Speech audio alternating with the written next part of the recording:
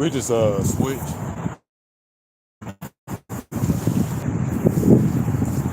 know what?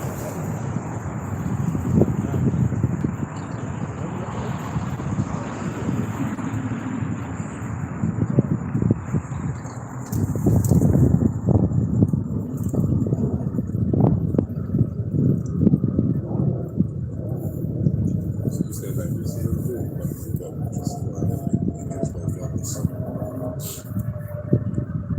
All right, Shalom. Shalom. Back to the power spirit of Yahweh Shini Yahweh with another live lesson in the water Yahweh Shini Yahweh. And we're gonna start by facing the east.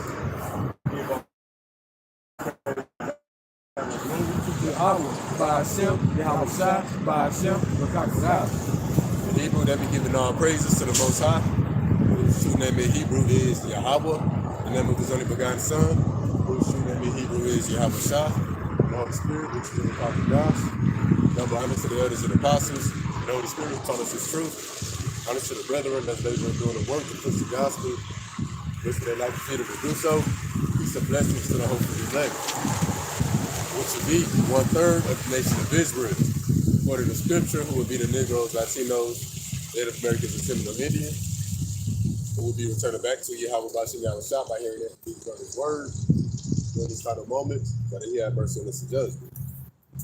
And we're just gonna run through a couple articles, a couple happiness, break it down with the scriptures, and talk about what it's coming to. Which articles you got? About the food stuff. Yeah, the ones the farmers over there in Germany. We start with that one because I got one talking about different but similar. So soon.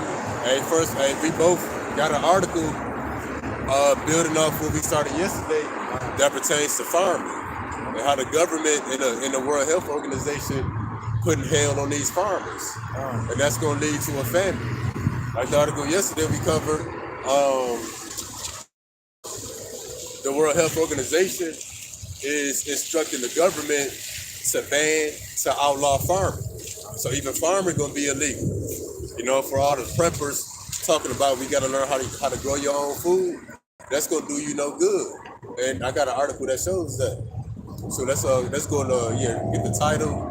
Or if you read down a little bit, then we go.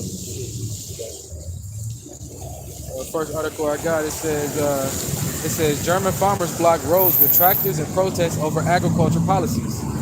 And it says farmers across Germany on Monday began protests against the government economic and agricultural policy plans that would see reduced subsidies for the sector.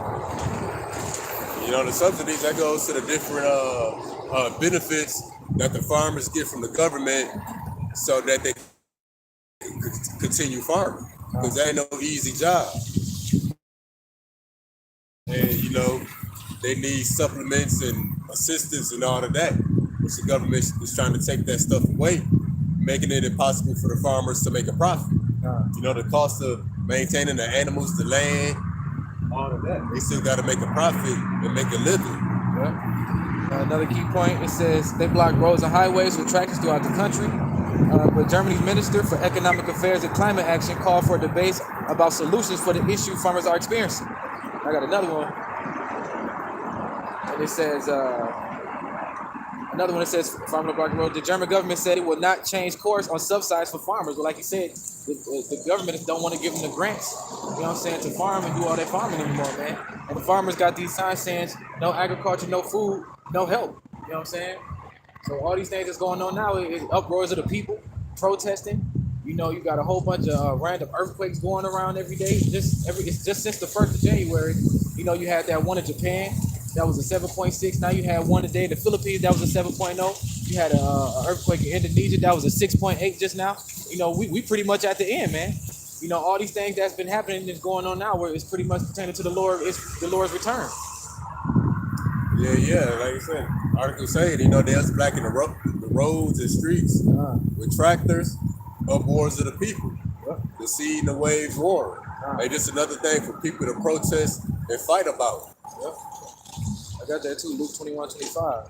And there should be signs in the sun, and the moon, and the stars, and upon the earth distress of nations with perplexity, and the sea and the waves roaring. And that's what my brother said. Hey, the seas and the waves roaring, man, the uproars of the people.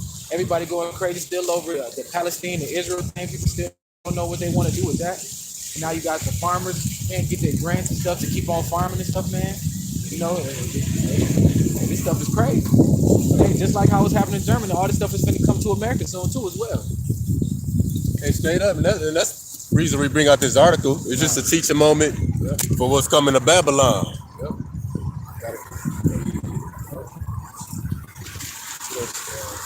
See another one, Luke 21:10, and it says, then he said unto them, nation shall rise against nation, kingdom against kingdom. The great earthquake shall be in diverse places, and famines and pestilence, and fearful sights and great signs shall there be from heaven. And like I said, you see the things now, nation rising against nation. You know, just last week, you know, they had South Korea. They told them to evacuate South Korea because the rocket guy, they were shooting artillery over there on the southeast part of South Korea. You know what I'm saying? You still got Russia, Ukraine, you know, everybody, America over there fighting Yemen and over there in Iran and all that stuff, man. You know, what else going on? The famines, they bringing the mask mandates back for that sea stuff. You know what I'm saying? Over there in New York, that's gonna come back. We're gonna have another lockdown soon. So all these things that's going on right now is pertaining just to the Lord's return, man. You know what I'm saying? And everything that's going on overseas, just like happened with the sea stuff, is gonna come to America. And it's gonna happen the same thing here.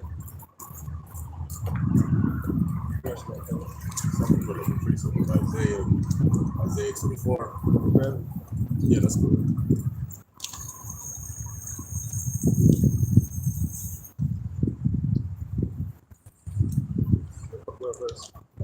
Verse 22. Isaiah chapter 24, verse 1 and 2. And it says, behold, the Adonai Yahweh maketh the earth empty, and maketh it waste, and turneth it upside down, and scattereth abroad the inhabitants thereof. Verse 2. And it says, and this shall be as the people so with the priest, as with the servant, so with his master, as with the maid, so with his mistress, as with the buyer, so with the seller, as with the lender, so with the borrower, as with the taker of usury, so with the griever of usury to him. Yes, he said the Lord of hosts maketh the earth empty. You know, the scripture said the Lord gonna take away the whole staying staff of bread, you know, from Jerusalem, but really the whole earth. And making the earth empty, you know, that's on all levels. You know, it's gonna be no food, no water, no hope for survival. All your dreams and aspirations, you know, all that gonna be zipped. Like he said with the buyer, same with the seller. So, hey, all people from all walks of life, all kind of different forms of employment, they're going through. And farmers, they're the people that's behind the scenes that you don't really too much think about. Hey, without no farmers, hey, this place will be through today or tomorrow. That's my piece of priority. I got Second Ezra chapter 9. Second Ezra chapter 2, verse 9. More about the signs of the end. And right here I got last precept, Second Ezra chapter 9, verse 9, I'm assuming. It says more about the signs of the end. We're gonna read a New Revised Standard Version. He answered unto me, there should appear in the world earthquakes, tumult of people, intrigues of nations, wavering of leaders, confusion of princes. That you would know that the Most High spoke from the days that were of old, from the beginning. For just as with everything that has occurred in the world, the beginning is evident, and the end is manifest. So also at the times of the Most High, the beginnings are manifest in wonders and mighty works, and the end in penalties and in signs. Hey, yeah, so we see they really pushing for that famine. You know, when the famine happen, you know, it's gonna be all of a sudden to the people. But we see that fire, we see the smoke from the fire before the fire get too big. Already too, man. Like we said, just January 1st, January 8th now? And then we already had like 2 earthquakes that was over 7 points, man. That was 7 pointers and more. And like I said, we had one in Indonesia. You had a little small one over there in Washington, D.C. You just had one in California that was a 4.2. And my cousin just told me just now on the Texas Facebook page, it's been some small ones here around Texas, man. You know, hey, it's going to get worse and worse each time these earthquakes is about to ramp up. You know, the earthquake in Japan called the huge tsunami. They had to evacuate over there. You had waves over there in California that killed a couple people. And you had a tornado just in Fort Lauderdale, Florida, that touched down. They just had pronounced it. And then 10 minutes later, after they announced it, the tornado came, man. So the Lord is showing these signs, and he's showing his great wonders, man. He's on his way. Hey, shalom to the brother Mayaka Allah. Shalom, Mark. And shalom to the sister Athena Paudra. Shalom. How about you, man? Shabarakadada, y'all. All right, we're going to get this next article. And then again, it pertains to farming. You know, we see here, first article we grab, that the government taking away the different subsidies and grants and benefits that the farmers need to survive and to continue farming. Yesterday, you know, the World Health Organization, they want to order the government to outlaw farming. Outlaw means to make illegal. So farming would be illegal, and that's worldwide. And this article here, the Biden regime raids Amish family for growing organic produce on their land. Damn, they raided on this one? Yeah, raided them. You know, for growing organic food. Sweet. And that's why Bill Gates brought up the majority of the farmland, because they want to put in their GMO crops. And I did a lesson, they found out they could take the spike proteins from the hokey pokey, that they can incorporate that into the genetic makeup of the food. So for those who didn't take the hokey pokey, you gonna get a dose of it anyway through the crops of vegetation. But again, the Biden regime raised Amish family for growing organic produce on their land. So they trying to do away with all organic crops.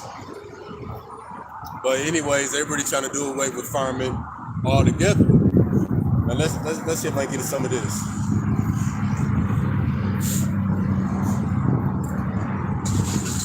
All right, according to local reports, the Pennsylvania Department of Agriculture served the Amish family in southeastern Pennsylvania with a search warrant last Thursday.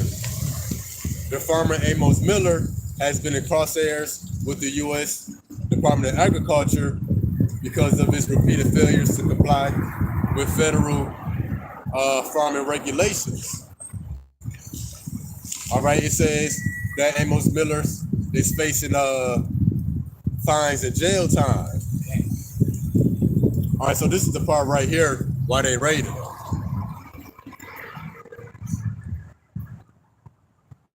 Okay, with his sovereign citizen defense, Miller has tried to thwart the Fed's overreach to get him to comply with food safety rules.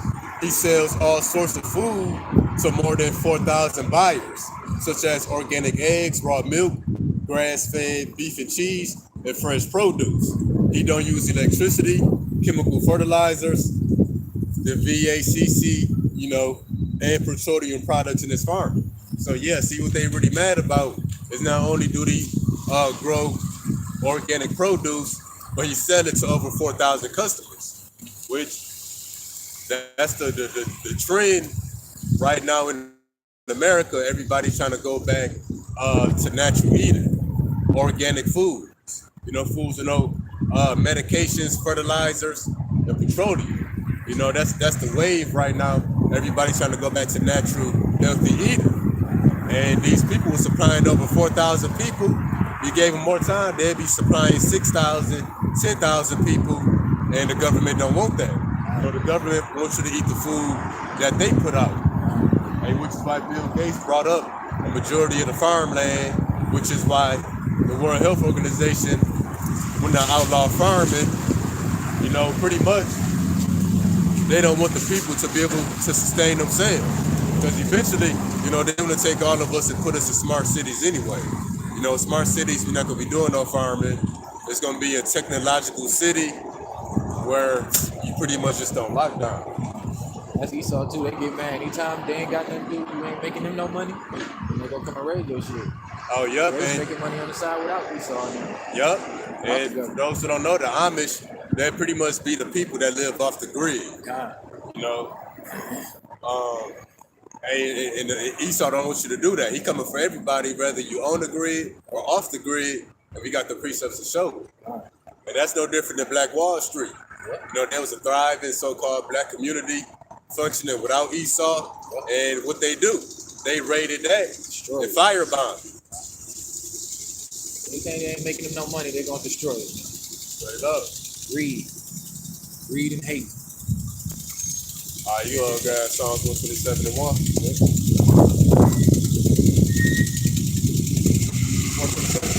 Yeah, 127. Psalms chapter 127, verse 1. Verse 1 you said, right? Yeah. All right. Except the Adawan Yahweh build the house, thy labor in vain that build it. Except the Adawan Yahweh keep the city, the watchman waketh but in vain. So yeah, that's the point. Unless the Lord is watching over your city, over your dwellings, over your community, and you labor in vain. And because that's the talk amongst doomsday preppers and even people that see what's coming, they say you got to live off the grid, you got to learn how to grow your own food, you got to learn how to sustain yourselves. Well, you can do all of that, but unless the Lord watching over that, you do it in vain. So yeah, again, except the Lord built the house, they labor in vain. People thinking they gonna build communities off the grid, live somewhere in the woods, have different villages in the woods. You can build up whatever you want, but it's in vain if the Lord not with you.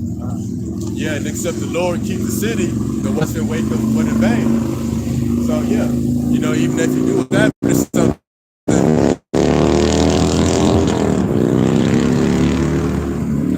if the Lord not watching, it's in vain. So people who want to grow their own crops, grow their own herbs, make off-grid villages and families, hey, it's all in vain because he's all coming for you. Let's grab Ezekiel chapter 11, verse 2. We're going to get 2 through 9. We're going to break some of it down in between, All right. Ready? Yeah, because, and it's a bunch of Israelites with this mentality. So pretty much they see what's coming. They may be in fear and they want to be proactive. So they think they can escape the Lord's judgment or escape the famine and escape what's coming, by going into the woods, living off the grid. Can't escape what's coming. You can't run nowhere. You can't set up shop, set up a community anywhere else to escape judgment. Judgment gonna come right to wherever you try to run to. All right. Ready? Yeah. Now we got the book of Ezekiel, chapter 11, verse 2 through 9. Then he said it to me, son of man, these are the men that devise mischief and give wicked counsel in this city. So yeah, those of our people who tell our people that we got to live off the grid, we got to sustain ourselves, we got to grow our own food. That's wicked counsel, right? Because the Lord gonna do all of that for us. And the same people with that mentality is the same people that's not seeking the covering of the Lord. They trying to seek out. They trying to save themselves, get their own salvation. That's a wicked counsel. Let's continue. Verse 3. Would say, it is not near. Let us build houses. This city is the Cardron, and we be the flesh. So yeah, they say let us build a city. Let us live off the grid. Let's set up shop. Let's set up communities in the woods, which is an Israelite camp. I forget which one it was. But going back to 2020, they was talking about making New Jerusalem in the forest. You're gonna make a New Jerusalem, but you still gotta rely on Esau. But yeah, and again, which say, let us build houses. This city's the cauldron. We be the flesh. So they think they're gonna occupy elsewhere to escape the famine and the sword. Verse 4. Yeah. Therefore prophesy against them and prophesy, O son of man. So yeah, those with that mentality think they're gonna escape the famine, the pestilence, and the sword by building off-grid communities. And we about to prophesy against them because that's a wicked counsel. Because really they should be turning back to the Lord. Verse 5. And the spirit of the Adawan Yahweh fell upon me and said unto me, speak. Thus saith the Adawan Yahweh. Thus have he said, O house of Israel, for I know the things that come into your mind, every one of them. Yeah, Yahweh Shah, you know the things that come to your mind. You trying to escape judgment on your own, trying to flee from the sword, the famine and the pestilence, but you want to escape it by not seeking him, and the Lord knows that. People got every excuse to not turn back to the Lord. You know what I'm saying? They think they can do it on their own. Hey, well, the Lord know your thoughts, and the Lord already got you snared. Verse 6. You have multiplied your slain in this city, and ye have filled the streets thereof with the slain. So the Lord said you multiply your slain in the city. You filled your streets with the slain. And what's that city? That's the off-grid communities, or you living in the forest. Pretty much you trying to escape the sword and famine wherever you may set up shop. The Lord said you multiply your slain. So what? The more people that partake in your little off-grid communities, or you trying to escape the cities and set up shop, not seeking the Lord, well, the more people that join you, the more dead bodies that's gonna be in your little so-called community. Verse 7. Thus saith the Adonai Yahweh, your slain whom ye have laid in the midst of it, they are the flesh, and the city is the cauldron. For I will bring you forth out of the midst of it. Did I read that already? No, that is lined back up with Did I just read 7 already? nah, that line back up with verse 3. I'm gonna read verse Okay. 3 again. So which say it is not near, let us build houses. The city is the cauldron, and we'll be the flesh. Cauldron is like a pot, and goes in the meat. So pretty much people thinking they gonna bundle up, have strength in numbers, and they gonna survive that way. And back to verse 7, that's why the Lord said, your slain who ye have laid in the midst, hey, they are the flesh, and the city is the cauldron. So the Lord said, all the flesh that gather, hey, they all gonna be dead. And but the Lord said what? He gonna bring you out the midst of it. So wherever you try to set up shop, escaping the sword and the famine, hey, the Lord gonna bring you out of that. So pretty much wherever you try to go flee and try to go hide it, the Lord gonna bring you up out of that and execute judgment on it. All right, verse 8. Ye have feared the sword, and I will bring a sword upon you, saith the Adonai Yahweh. So yeah, that's essentially why people talk about we gotta live off the grid. And they see a purge is coming. They see a great slaughter is coming. And they see another pandemic lockdown is coming. They see a famine is being brewed up. But ultimately, they either fear the sword or the famine or the pestilence, so they think they're gonna go set up shop somewhere else off grid. In other words, live like the Amish. We see what happened to them. They got raided. If you can raid them, you can raid anybody, because the Amish be way deep out in the pool. Oh yeah, they be out there. They be way out there. And what you don't know, Esau got satellites, drones. Yeah. So even if you off the grid, you still got an address. Yeah. It might not be a street, a name, and a number, but you got coordinates. Yeah. You got the longitude, the latitude. Pretty much how the GPS work. It's a different longitude and latitude degrees. Well, Esau can pinpoint you via your longitude and latitude and pinpoint you and find you. All right, verse 9. Let's say 8 again and go through 9. Start at 8 again, you said? Yeah, yes. All right, Ezekiel chapter 11, verse 8 through 9. Ye have feared the sword, and I will bring the sword upon you, saith the Adonai Yahweh. And I will bring you out of the midst thereof, and deliver you into the hands of strangers, and will execute judgments among you. Yeah, because you ran from the sword, you ran from the famine. You tried to run from the Lord's judgment. You tried to go save yourself without Yahweh Bashim Yahweh Shah. The Lord said He's going to bring that sword upon you. That He's going to bring you out from wherever you hide at, bring you out from the midst or wherever you flee. You're going to be delivered to the hands of strangers. That's going to be what? That's going to be these other nations, that take for a spoil you and to pray. These UN troops, martial law troops, the military police, they going to come raid you. Take everything you got and take you to the FEMA death camp. And again, we brought that up because, Israelites really got the mentality that they're going to save themselves and that they can escape judgment by running off into the wilderness. Hey, well, the Lord got something. Hey, the Lord already got you snared. Let's get Zechariah chapter 14, verses 1 through 2. All right, now we're at the book of Zechariah, chapter 1 through 2. Chapter 14, verse 1 through 2. Behold, the day of the Adonai Yahweh cometh, and thy spoil shall be divided in the midst of thee. Yeah, the day of the Lord coming, and the spoil going to be divided.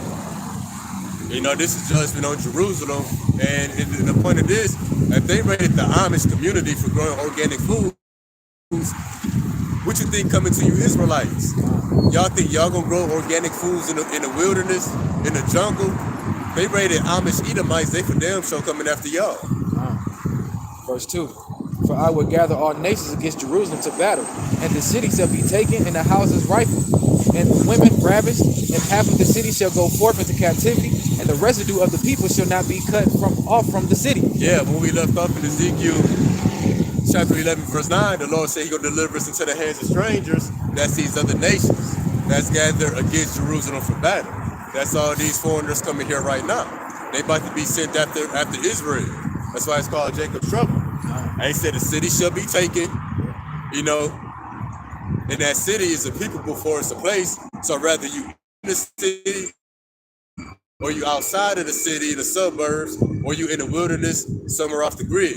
Hey, wherever Israel at, if they now the elect, they gonna be taken. It says the houses are gonna be rifled. Let me look up this word rifle in the blue letter box.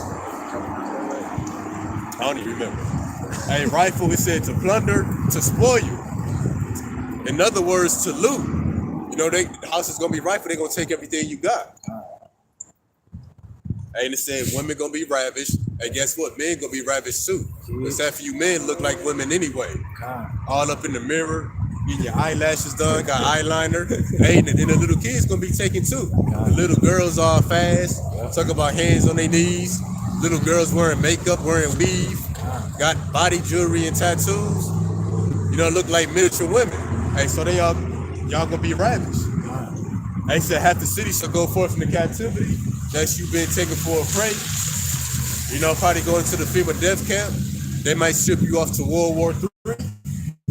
And it says the rest of the people should not be cut off from the city. That's the elect. You know, rather the elect is in the city or off grid, you know, they're not going to be taken. So you can't work around the Lord to establish your own salvation. You can only go through Yahweh Bashim Yahweh Shah. Remember? If the Lord don't watch the city, and the people who watch wake up in vain, and those labor in vain. Yeah, let's get 2nd Ezra chapter 16, verse 4. Now here's the book of 2nd Ezra chapter 16 and verse 4. 40. 40, like We're gonna get 40, and then we're gonna get 43 right after. 2nd Ezra chapter 16 verse 40. O my people, hear my word. Make you ready to thy battle, and in those evils be even as pilgrims upon the earth. Yeah, you're supposed to hear this word and be ready for the battle. You know, it's a spiritual battle. So if it's spiritual, there's nothing we can do in the physical, such as labor and build, plant, all of that. That's all useless. And it said what? Be as pilgrims upon the earth. Being a pilgrim is a wanderer. You know, they ain't got no physical address. They ain't got no longitude and latitude somewhere off grid where they set up shop at. You know, a pilgrim gonna be here today, they're gonna be gone tomorrow. So yeah, that's what it means to be a pilgrim. You know, the Amish, although they live off grid, they not pilgrims. They still got a physical address, you know, according to their longitude and latitude, that they got no street address. So the Lord said, be as pilgrims upon the earth. So you ain't got time to build. You ain't got time to plant. You know, you ain't got time to set up shop or establish any kind of physical presence in the earth. Verse 43. He that soweth as if he should not reap, so also he that planted the vineyard as he that shall not gather the grapes. So yeah, this goes into the definition of a pilgrim. It said he that soweth as if he should not reap. What's you sowing? That's you planting seed, you know, to grow crops of vegetation. So a pilgrim is ready to leave everything behind at any time. So it may be Israelites who do live off the grid, you know, who may have learned how to sustain themselves. Well, guess what? You still got to be a pilgrim in your thinking, a pilgrim mentality. So whether you in the city or off grid, you know, you may be sowing seed, planting crops, but you got to be as though you're not going to reap the benefits of it, you know, and that's done what? By leaving it behind. You growing it with intentions of leaving it at any moment. And that translates even to those that's in the city. We work for Esau. You know, I'm working, but I know one day I'm not going to get a paycheck. Either the bank's going to collapse or we're going to have to make a run for it, and I'm not going to get the money anyway. So that's in all walks of life, whether you're off the grid or in the city. And then going back to verse 43, it says, also he that planteth the vineyard, as that he shall not gather the grapes. And it ain't just grapes, it's anything you grow. You know, you can plant it, but you got to have the mentality that I'm not going to gather the increase thereof. So you plant it with intentions of leaving it at any moment. That's a pilgrim. Let's get I think 45 and 46. 2nd Ezra 16. Yep. All right. Now the book Again, still at 2nd Ezra chapter 16, verse 45 to 46. Sorry. Get 45 first. All right, 45. And it says, and therefore they that labor in vain. So, hey, the Lord keep making that clear. If you labor on your own, you labor in vain. But if you labor and the Lord is with you, hey, then it's not in vain. But see, the elect got the mindset of being a pilgrim. We trying to get up out of here. You know, looking back at the days of Noah. You know, Noah building that ark signified that he planned on leaving that spot. That he planned on being on the move. And even Lot, when he ran out of Sodom and Gomorrah, he had to move. Hey, so yeah, that's the mind state that the elect will be in, leaving all this, leaving the world behind. Only the elect is gonna perceive that message. All right. Verse 46. For strangers shall reap the fruits and spoil their goods, overthrow their houses and take their children captives. For in captivity and famine shall they get children. Yeah. So that's what the Lord said. If you labor in vain. You know, don't build up a community off grid. Don't try to grow organic foods. Esau outlawing farming anyway. Why? Because it said, for strangers shall reap their fruits. So if the Lord not with you, you can plant something, but the UN troops don't get it. These Edomite militia groups don't get it. 2/3 Jake don't get it. Why? Because the Lord won't with you. Yeah, for strangers shall reap their fruits, and spoil their goods. They so whenever medications, whenever wealth you got stored up in your house, hey, strangers gonna get that too. That's why it says they shall overthrow their houses. They gonna destroy their houses with the sword for lack of bread and great tribulation. Hey, yep, take your children, take your women, and then in captivity, they gonna get more children. That's them taking your women and getting new women pregnant. So yeah, pilgrim, you know, you got all this stuff, but you living as though you don't have it. You know, you wanted to leave it behind at any moment. So now you can't establish your own salvation. So it's no secret that Esau trying to outlaw farming. It's no secret, no wonder Esau trying to make it hard for farmers. He want to make it impossible for them to farm and still make a living. Because he wants them to stop farming altogether. That should get your food through Esau. Let's Isaiah 10 and 1. Now we have the book of Isaiah, chapter 10, verse 1. Hey, we gonna be bringing this out a lot more lately. You know, Revelation 13 to say the one beast had two horns like a lamb, as big as a dragon. That goes into them draconian laws. All right. Now we have the book of Isaiah, chapter 10, verse 1. Woe unto them that decree unrighteous decrees, and that write grievousness which they have prescribed. Yeah, woe to them that write unrighteous decrees. What's that? That's an unfair law. It's unfair that the government is taking the benefits and the subsidies from the farmers. It's unfair that the World Health Organization trying to outlaw farming worldwide. It's unfair that they raided the Amish community because they grow organic food. You know, the Amish, they the people who do the least amount of damage to the environment, and they're peaceful people. So yeah, that's unfair, you know. And we covered it yesterday, Genesis, the 3rd chapter. And the Lord said we'll work the earth with the sweat of our brow. You know, pretty much we have to work the earth to live. And so it's everybody's right to sustain themselves from the earth. But Esau taking that away. Then let's get verse 2 as well. Verse 2. And why is Esau passing these unrighteous decrees? Pretty much that the people can't sustain themselves. The people can't make a living. You know, they can't work for themselves and survive. Pretty much you got to go through Esau to survive. Yeah, he want everybody to depend on his ass. Yeah, everybody depend on him. And we're going to get something else after that to show what all this is leading to. Isaiah chapter 10, verse 2. To turn aside the needy from judgment and to take away the right from the poor of my people, that widows may be in their prey and that they may rob the fatherless. Yeah, to turn aside the needy from judgment. That's what? That's the private justice from the people in need of justice. And it says to take away the right from the poor of my people. So, we're not the only ones poor. Hey, Esau done got most people out here poor. And it says to take away the rights from the poor of the people. Well, every man that's born on the earth got a right to farm the land for survival.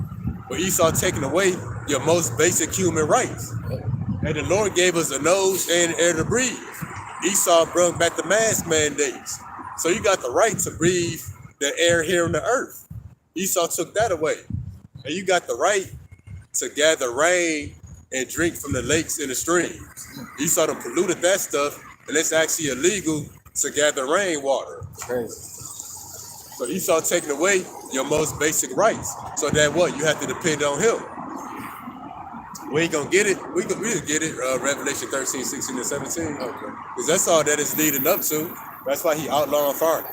That's why he's raided the Amish community, taking their organic food. 16, it ain't like they took drugs and something they gotta destroy. Esau eating them organic fruits. All right, now we're at the book of Revelation, chapter 13, verse 16 and 17. And he causes all, both small and great, rich or poor, free and bond, to receive a mark in their right hand or in their forehead. Yeah, it says cause of all. That includes the Amish community. Yeah. The Amish community, they got no need for the technological advances that America got. They can sustain themselves. But even they gonna be forced to get this mark if they want to continue to eat and live here in the earth, in America. Verse 17, and that no man might buy or sell, save he that had the mark or the name of the beast or the number of his name. You can't buy or sell. Other words, you can't eat and drink water unless you got the mark. That includes the Amish community. That includes anybody that's living off grid. Because remember, he calls a vol. And what's another word for cause? For mandate.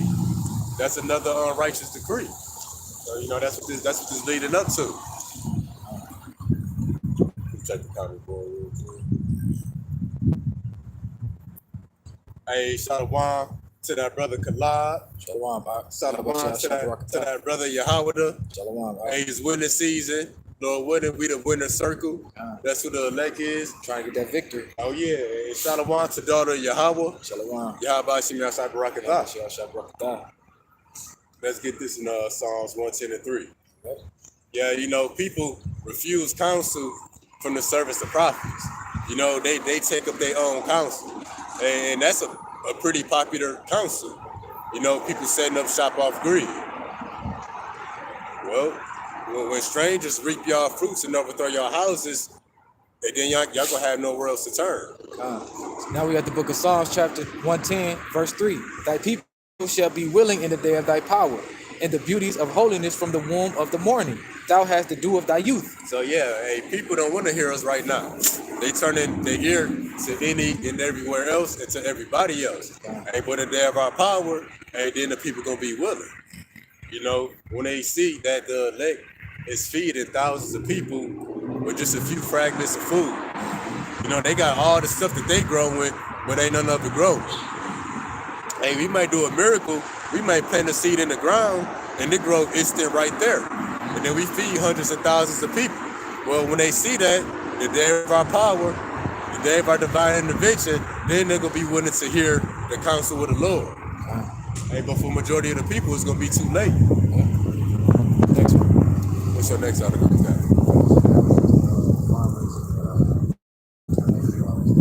All right, that's the back. We'll grab this right there. They probably wrap up some. Time we get on that. All right, we're gonna get to our last article. Then we're gonna kind of wrap up early for the day.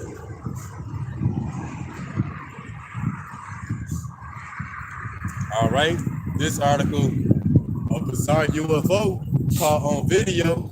I'm guessing Hadira over there in Israel. All right, let me see.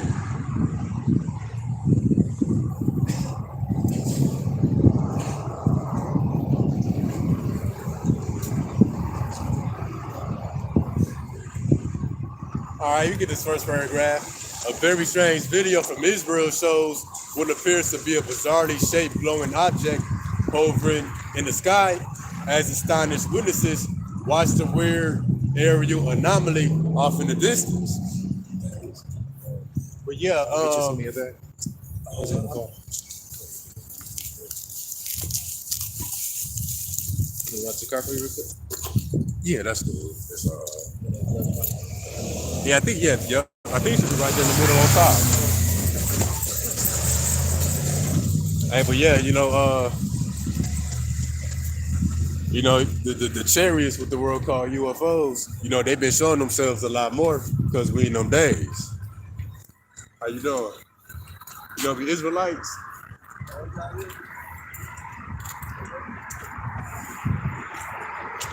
Um,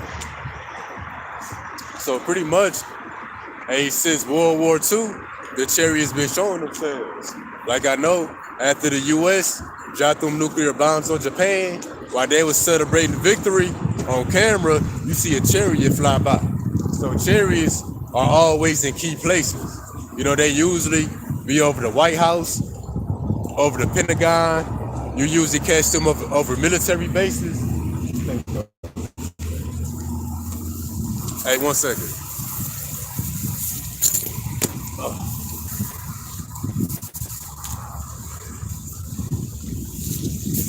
Trees and shit.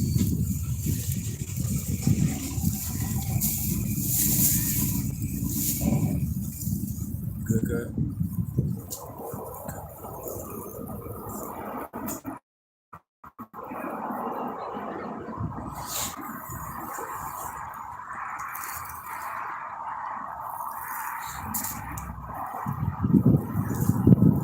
Weather change mud. Man, yeah, that's what I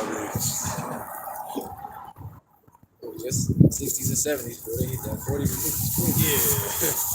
I think from here started go. Something probably gonna drop throughout February. Yeah. I forgive me, yeah. So yeah, and while we talk about UFOs showing themselves, like we were saying a minute ago, the chariots usually show themselves in key places, like the White House. There was an event, I think it might have been 1952 or 1957, where the White House, Esau said the White House was invaded. Pretty much a bunch of chariots showed themselves over the White House. We got a video of that. And like I mentioned just a minute ago, after they dropped them nuclear bombs on Japan, while they was putting up the American flag, celebrating, you see a chariot fly by.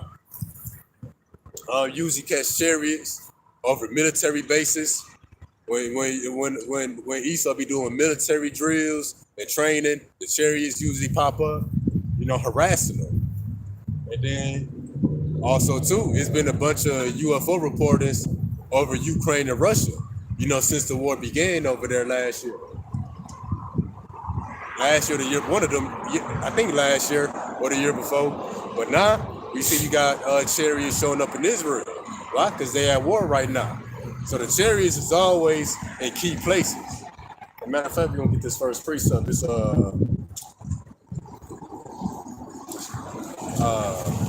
Proverbs 15:3. Now we got the book of Proverbs, chapter 15, verse 3. The eyes of the Adonai Yahweh are in every place, beholding the evil and the good. Yeah, the eyes of the Lord is in every place, beholding the evil and the good. And what's the eyes of the Lord? That would be the holy angels. And they looking through the chariots. And the window is like an eye. You look through. So through the chariot windows, they beholding the good and the evil. And what's the evil? Everything Esau doing. With their military bases, the wars that's taking place, even the wickedness of Israel. And they make a report back to Yahweh Bashem Yahweh Shah.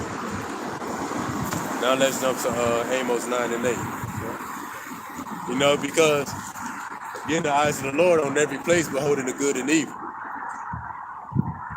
And right now they just watching, but soon they gonna take action. So 9 and 8. Amos 9. Now we got the book of Amos, chapter 9, verse 8. Behold, the eyes of the Adonai Yahweh are upon the sinful kingdom, and I will destroy it from off the face of the earth, saving that I will not utterly destroy the house of Jacob, saith Yahweh. So yeah, the Lord says his eyes are upon the sinful kingdom. In this context, it's talking about Israel, which is that sinful kingdom. Hey, but really, in this lifetime, the eyes of the Lord on all the nations, with judgment coming to the four corners of the earth. So The eyes of the Lord on Esau's sinful kingdom too. The most wicked kingdom ever built. And it says what? He will destroy it off the face of the earth. So the chariots gonna have a key role in the destruction of this kingdom. Now, why are they in Ukraine and Russia and Israel watching the war? Why are they in the Middle East? We gonna get that in a minute.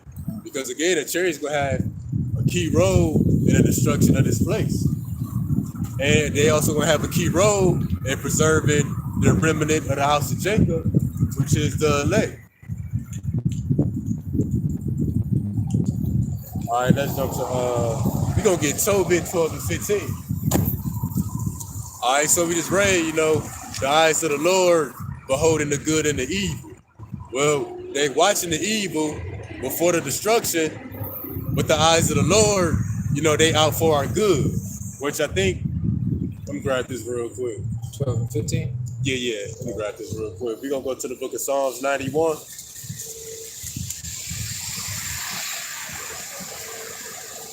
For he shall give his angels charge over thee to keep thee in all thy ways. Say, so the chariots, the angels, they watching over the elect. And we're going to show the significance of the eyes of the Lord beholding our good. Lord willing, we are the elect and the chariots watching us for our good. Now we have the book of Tobit, chapter 12, verse 15. I am Raphael, one of the 7 holy angels, which present the prayers of the saints, which go in and out before the glory of the Holy One. So yeah, the holy angels, they present the prayers of the saints. So Yahweh Ba'Shem Yahweh Shah for our good. And what sums up our prayers? Mercy, to be preserved, and to receive salvation. So the chariots up there beholding the good and evil, keeping the evil at bay until the servants of the Lord be sealed in their foreheads, which that seal goes into the mark of exemption, being exempt from judgment. All right, so let's go to let's get Jeremiah 10, 1 and 2 real quick. Right? So if we of the elect, the chariots are for our good. They keeping us in our ways. In other words, chaperoning us, keeping us in the world, but keeping us from the evils, delivering our prayers and our requests to Yahweh Ba'Shem Yahweh Shah, and delivering to us his wisdom, knowledge, and understanding. All right, now we got the book of Jeremiah, chapter 10, verse 1 and 2. Hear ye the word of Yahweh, speaketh unto you, O house of Israel. Thus saith Yahweh, learn not the way of the heathen, and be not dismayed at the signs of heaven, for the heathen are dismayed at them. Yeah, the Lord said, don't be dismayed at the signs of heaven. Because, Matthew and Luke speaks about it being signs in the moon, signs in the sun, signs in the stars in the heaven. What's the signs in the stars in the heaven? That's our salvation drawing nigh. That's why the Lord instructs us to look up. The Lord said, don't be dismayed at it. Don't be in fear, because the heathen are dismayed at it. And the heathen includes the 2/3 of our people that's not informed about what the chariots are. They see it and still think it's an alien, still calling it a UFO. Well, they regard it as a heathen as well, because of their thinking. So guess what? The chariots of the Lord not out for their good. He's not going to keep the 2/3 of our people in the way of righteousness, preserving them from the evil. But it's out for our good. So don't be dismayed at it, but say the water Yahweh Ba'Shem Yahweh Shai for it and rejoice at it. Yeah, let's jump to this will be the last one. Let's jump to the book of we go hit Revelation. Which one you want to hit first? Let me see real quick. I think it's in chapter 9.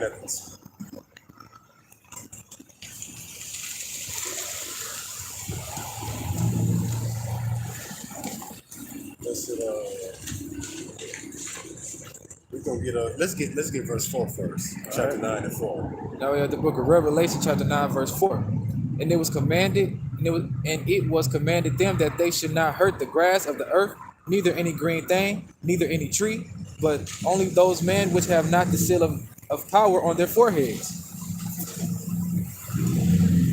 So yeah, So yeah, this goes to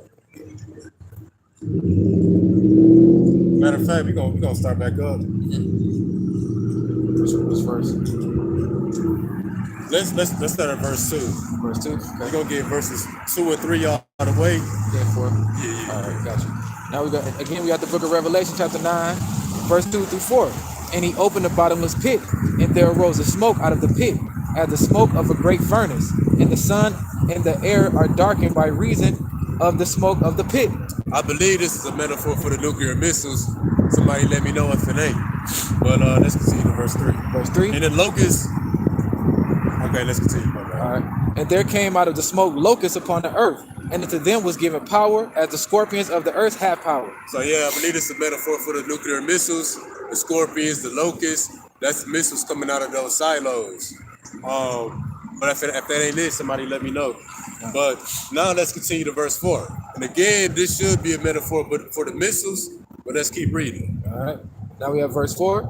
And it was commanded them that they should not hurt the grass of the earth, neither any green thing, neither any tree, but only those men which have not the seal of God in their foreheads. So it was commanded that these locusts, which is a metaphor for the missiles, to not hurt any green thing.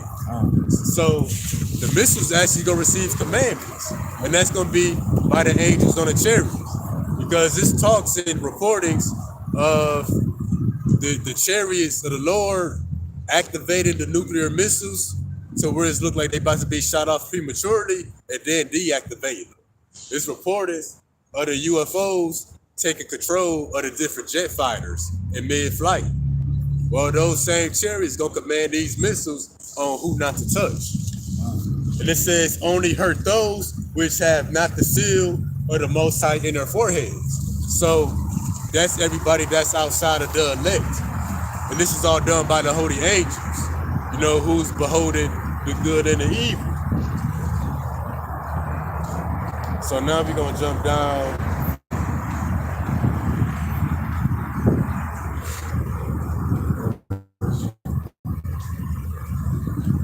Now we're gonna jump down to 4. We're gonna get 14. All right. Now we got the book of still at the Revelation chapter 9. Now we have verse 14, saying to the sixth angel which had the trumpet, loose the 4 angels which are bound in the great river Euphrates. I'm saying that right? Oh, Euphrates. Slakia. River Euphrates. All right, so yeah, you got angels, you know, whose task is bound to the rivers Euphrates. So the angels will keep this task until the Euphrates River dry up. And we know the Euphrates River is pretty much dried up. Now that's get 15. Verse 15. And the 4 angels were loosed. Real quick, when it says the 4 angels were loose, the 4 angels will be will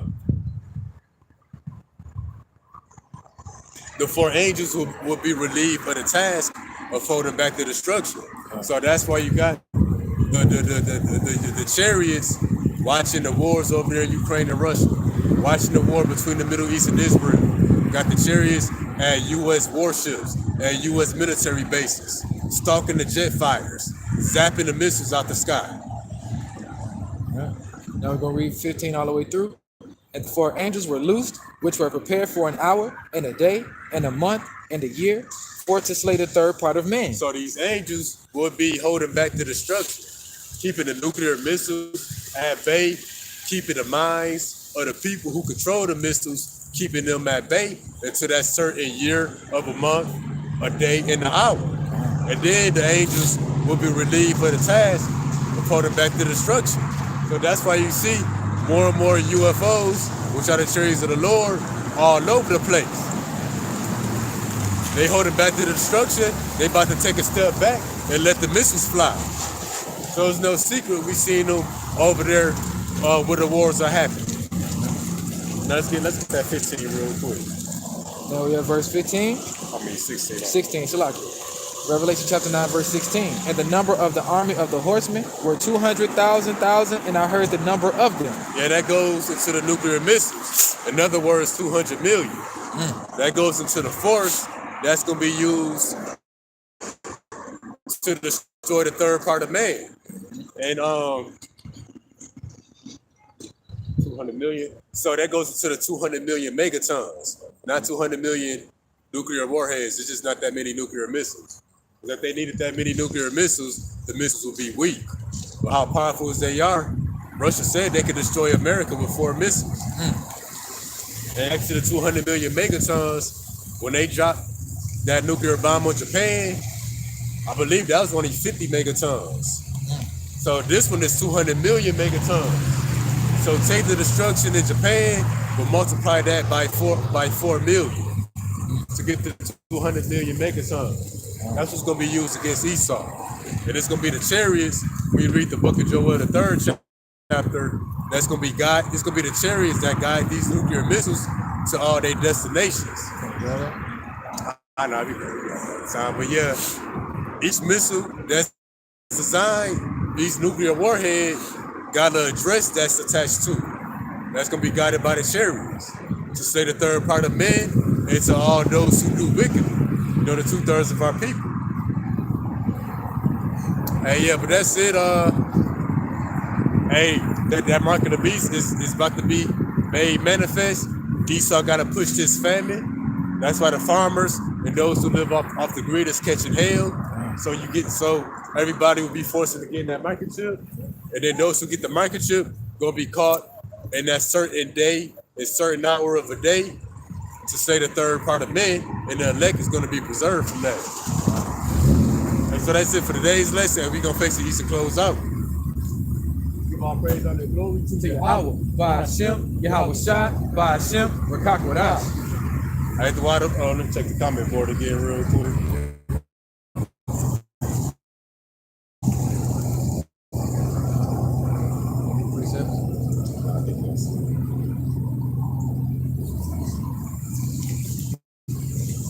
Hey, throw out for everybody that tuned in. Till next time, shalom.